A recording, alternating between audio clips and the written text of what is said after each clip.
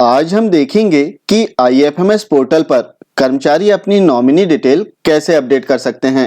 Video शुरू करें इससे पूर्व बताना चाहेंगे कि कर्मचारी अपनी नॉमिनी डिटेल केवल तभी अपडेट कर पाएंगे जबकि संबंधित DDO के द्वारा कर्मचारी की जो फैमिली डिटेल है वो अप्रूव कर दी गई हो। इसके उपरांत ही कर्मचारी अपनी नॉमिनी डिटेल अपडेट कर सकते हैं, क्योंकि फैमिली डिटेल्स में हम जिन फैमिली मेंबर्स को ऐड करते हैं वही फैमिली मेंबर्स हमें नॉमिनी डिटेल में दिखाई देते हैं। तो आइए देखते हैं कि हम अपनी नॉमिनी डिटेल कैसे अपडेट कर सकते हैं। इसके लिए सबसे पहले हमें IFMS पोर्टल पर अपने यूजर नेम और पासवर्ड से लॉगिन होना है। जैसे हम लॉगिन हो जाएंगे तो कुछ इस प्रकार का इंटरफेस हमारे सामने आएगा, जहां HRMIS होम का एक ऑप्शन दिखाई देगा। अब जैसे ही हम कर्सर इस पर लेकर जाते हैं तो एक सब ऑप्शन आ जाता है ESS एम्प्लॉय सेल्फ सर्विस। हमें इस ऑप्शन पर क्लिक करना है। जैसे ही हम क्लिक करते हैं तो आप देख सकते हैं काफी सारे ऑप्शन यहाँ पर आए हुए हैं। इनमें से एक ऑप्शन है ई प्रोफाइल, जिसके अंतर्गत कुछ पॉइंट्स दिए गए हैं जिन्हें हमें अपडेट करना होता है। इनमें से एक पॉइंट्स है नॉमिनी डिटेल का। हमें इस ऑप्शन पर क्लिक करके अपनी नॉमिनी डिटेल अपडेट करना होता है। अब जैसे ही हमने क्लिक किया तो आप देखेंगे कि यहाँ पर एक ऑप्शन आया है सेलेक्ट नॉमिनी टाइप। तो यहाँ से हमें नॉमिनी का जो टाइप है वो सिलेक्ट करना है, अर्थात किस प्रकार के टाइप में आप नॉमिनी नियुक्त करना चाह रहे हैं। जैसे आप देखेंगे कि यहाँ पर family pension, GPF, gratuity, GIS और NPS इस प्रकार के काफी सारे ऑप्शन दिए गए हैं। अब यहाँ पर जिनका NPS में डिडक्शन होता है वे अपना NPS का ऑप्शन सेलेक्ट कर सकते हैं, और जो पुराने कर्मचारी हैं वे फैमिली पेंशन का ऑप्शन यहाँ पर सेलेक्ट कर सकते हैं। सपोज जो नए कर्मचारी हैं जिनका NPS में डिडक्शन हो रहा है तो वे इसके लिए NPS का जो ऑप्शन है इसे सिलेक्ट करें। अब यहाँ पर हमें ध्यान देना है कि जो पॉइंट्स दिए गए हैं जैसे family pension, GPF, gratuity, GIS, NPS, तो सभी पॉइंट्स के लिए हमें अलग अलग नॉमिनी नियुक्त करना होगा। अब सभी पॉइंट्स से तात्पर्य कि जैसे जो नए कर्मचारी है उनका NPS है और GIS है, इसमें तो केवल 2 पॉइंट्स में आप नॉमिनी नियुक्त कर सकते हैं।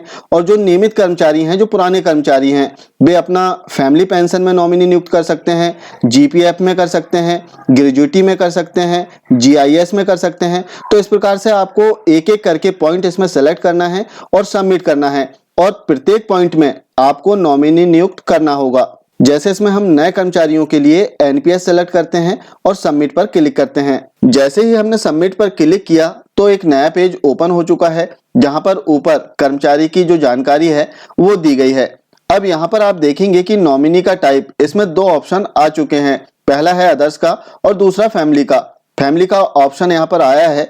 इसका अर्थ है कि आपकी जो फैमिली डिटेल है वो अप्रूव्ड हो चुकी है DDO के द्वारा। अब इसके सामने हम देखेंगे कि नेम लिखा हुआ है और एक बॉक्स है।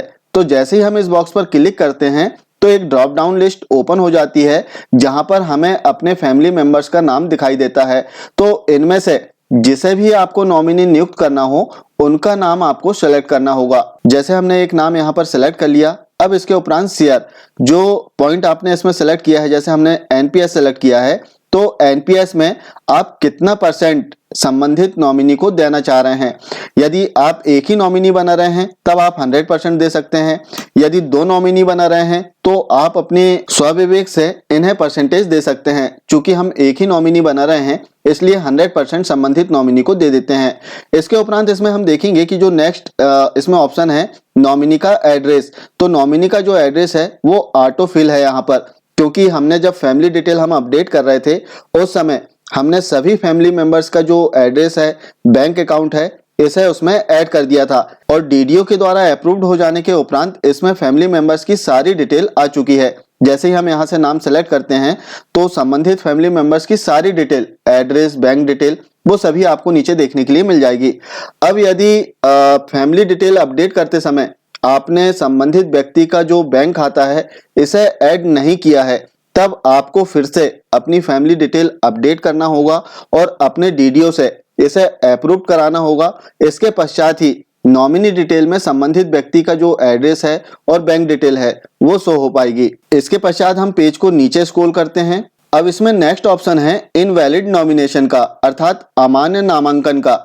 In case first nomination become invalid, यदि किसी कारणवश जो फर्स्ट नॉमिनेशन है वो इनवैलिड हो जाता है, अमान्य हो जाता है, पागलपन, मृत्यु या अन्य कारण से, तब आप ऐसी परिस्थिति में किसे नॉमिनी नियुक्त करेंगे उसका नाम आपको यहाँ पर फिल करना है। और यहाँ पर आप कंडीशन फिल कर सकते हैं कि किस कंडीशन में जो नॉमिनेशन है वो अमान होगा। जैसे हम यहाँ पर मैड एंड डेथ कर देते हैं, पागलपन या मृत्यु की स्थिति में। अब इस कंडीशन में अगला जो नॉमिनी कौन होगा उस नॉमिनी का आपको यहाँ पर नाम लिखना है और नॉमिनी का क्या रिलेशन है आपके साथ में वो यहाँ पर फिल कर देना है। साथ में जो नॉमिनी आपने यहाँ पर लिखा है इसकी डेट ऑफ बर्थ आपको इसमें फिल करना होगा। इसके उपरांत जो एड्रेस है वो एड्रेस इसमें नॉमिनी का जो आपने यहाँ पर लिखा हुआ है इस नॉमिनी का एड्रेस यहाँ पर फिल कर दें। जैसे हम इसमें एड्रेस अपडेट कर देते हैं। एड्रेस अपडेट कर देने के उपरांत अब जो नॉमिनी कंडीशन अप्लाई होने के उपरांत जो नॉमिनी आपने यहाँ पर नियुक्त किया है संबंधित नॉमिनी का एक वैलिड डॉक्यूमेंट्स आपको इसमें अपलोड करना होगा। आप देख सकते हैं 6 प्रकार के डॉक्यूमेंट्स इसमें दिए गए हैं, तो इनमें से कोई भी एक डॉक्यूमेंट्स आप अपलोड कर सकते हैं।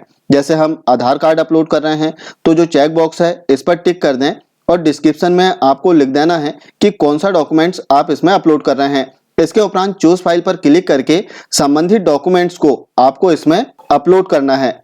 जैसे हम डॉक्यूमेंट सेलेक्ट कर लेते हैं और सेलेक्ट करने के उपरांत आप देख सकते हैं यहाँ पर डॉक्यूमेंट्स का नाम आ चुका है, इसे आपको ऐड करना होगा। तो जैसे ही हमने ऐड पर क्लिक किया तो आप देखेंगे कि यहाँ पर डिस्क्रिप्शन दिया है, डॉक्यूमेंट्स का नाम दिया गया है। अब जो डॉक्यूमेंट्स आपने इसमें अपलोड किया है इसे इस व्यू वाले ऑप्शन पर क्लिक करके आप देख सकते हैं और यदि गलत डॉक्यूमेंट्स अपलोड हो गया है तब रिमूव वाले ऑप्शन पर क्लिक करके आप इसे हटा सकते हैं। अब इसके उपरांत आपको ऐड पर क्लिक करना है। जैसे हम ऐड पर क्लिक करेंगे तो आप देख सकते हैं यहाँ पर संबंधित जिन्हें नॉमिनी हमने नियुक्त किया है उनका नाम आ चुका है और सारी डिटेल यहाँ पर आ चुकी है। साथ ही संबंधित पार्ट में कितने % शेयर हम इन्हें दे रहे हैं वो भी % यहाँ पर आ चुका है। अब चूंकि हमने 100% यहाँ पर दे दिया है तो नेक्स्ट नॉमिनी हम इसमें ऐड नहीं कर रहे हैं। आपने यदि कम % दिया हो, सपोज 50% दिया है और 50% आपको अन्य किसी को देना है तो आपको फिर से पूरी प्रोसेस करना होगा। प्रोसेस के लिए फिर से आपको जो ड्रॉप डाउन लिस्ट है इसे ओपन करना है और यहाँ से अगले मेंबर्स को आपको सेलेक्ट कर लेना है। इसके उपरांत सारी डिटेल मेंबर की यहाँ पर ऑटो फिल हो जाएगी और आपको नीचे ऐड पर क्लिक करके मेंबर्स को ऐड कर लेना है। जैसे आप ऐड पर क्लिक करेंगे तो यहाँ पर सेकंड मेंबर जो सेकंड नॉमिनी है उनका नाम यहाँ पर आ जाएगा। सारी जानकारी अपडेट कर देने के उपरांत अब आपको एक बार अच्छे से चेक कर लेना है और संतुष्ट हो जाने के उपरांत आपको सिंपली सबमिट पर क्लिक कर देना है। जैसे आप सबमिट पर क्लिक करेंगे तो यहाँ पर एक पॉपअप मैसेज आएगा, do you want to submit, तो आपको ओके पर क्लिक कर देना है।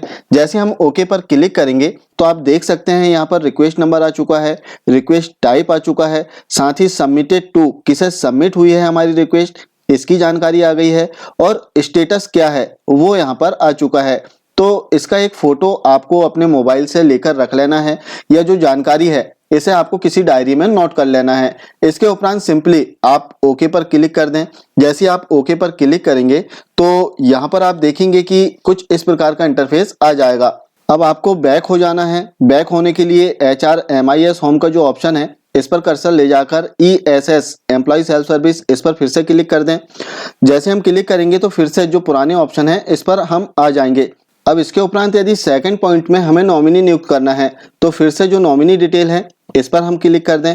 जैसे हम क्लिक करेंगे तो यहाँ से अब हमें नॉमिनी का टाइप सेलेक्ट करना होगा। जैसे हम क्लिक करते हैं तो फर्स्ट टाइम हमने NPS इसमें सेलेक्ट किया था, अब हम GIS इसमें सेलेक्ट कर लेते हैं। इसके उपरांत सबमिट इस ऑप्शन पर सिंपली क्लिक कर दें। जैसे हम क्लिक करेंगे तो पहले जैसे पेज ओपन हुआ था सेम वैसे ही पेज ओपन हो जाएगा। अब इसमें हमें GIS के लिए नॉमिनी नियुक्त करना है तो इसके लिए सिंपली जिन्हें आपको नॉमिनी नियुक्त करना है उनका नाम सेलेक्ट कर लें ड्रॉप डाउन लिस्ट से। इसके उपरांत जितने % शेयर देना चाह रहे हैं संबंधित पॉइंट में, जैसे यहाँ पर हम GIS के लिए इसमें शेयर देना चाह रहे हैं तो जो भी % आपका हो वो % आप यहाँ पर फिल करें। इसके उपरांत जो परिवार के सदस्य हैं इनकी सारी जानकारी इसमें ऑटो फिल हो जाएगी।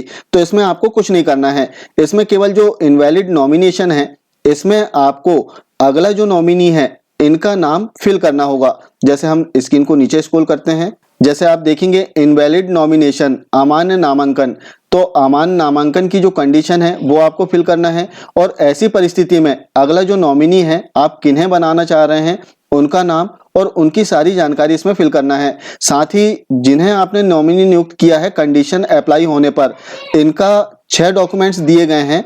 इन 6 डॉक्यूमेंट्स में से कोई एक डॉक्यूमेंट्स आपको इसमें अपलोड करना होगा। तो हम डॉक्यूमेंट्स इसमें अपलोड कर देते हैं और जो जानकारी है इन्हें भी इसमें फिल कर देते हैं। अब सिंपली हमको सबमिट पर क्लिक कर देना है। जैसे हम सबमिट पर क्लिक करेंगे तो फिर से एक पॉपअप मैसेज आएगा, do you want to submit, तो हमें ओके कर देना है। अब जब हमने ओके किया तो आप देख सकते हैं जो सेकंड टाइप हमने इसमें सेलेक्ट किया था GIS, तो इसके लिए भी नॉमिनी नियुक्त हो चुके हैं, जिसकी रिक्वेस्ट आईडी यहाँ पर आ चुकी है, रिक्वेस्ट टाइप आ चुका है, साथ ही सबमिटेड टू किसे सबमिट हुआ है इसकी जानकारी आ गई है और स्टेटस यहाँ पर दिया गया है। तो हमें सिंपली इसे ओके कर देना है। इसके उपरांत यदि आपको अन्य किसी पॉइंट में और नॉमिनी नियुक्त करना हो तो फिर से आपको HRMIS होम ESS इस ऑप्शन पर क्लिक कर देना है और जो नॉमिनी डिटेल का ऑप्शन है इस पर क्लिक करें और यहाँ से आप पॉइंट को सिलेक्ट कर सकते हैं। इस प्रकार आप अपनी नॉमिनी डिटेल IFMS पोर्टल पर अपडेट कर सकते हैं। ये थी IFMS पोर्टल पर नॉमिनी डिटेल अपडेट करने संबंधी एक महत्वपूर्ण जानकारी। आशा है जानकारी आपको अच्छी लगी होगी। मिलते हैं कुछ इसी प्रकार की जानकारी के साथ में अगले वीडियो में। तब तक के लिए जय हिंद।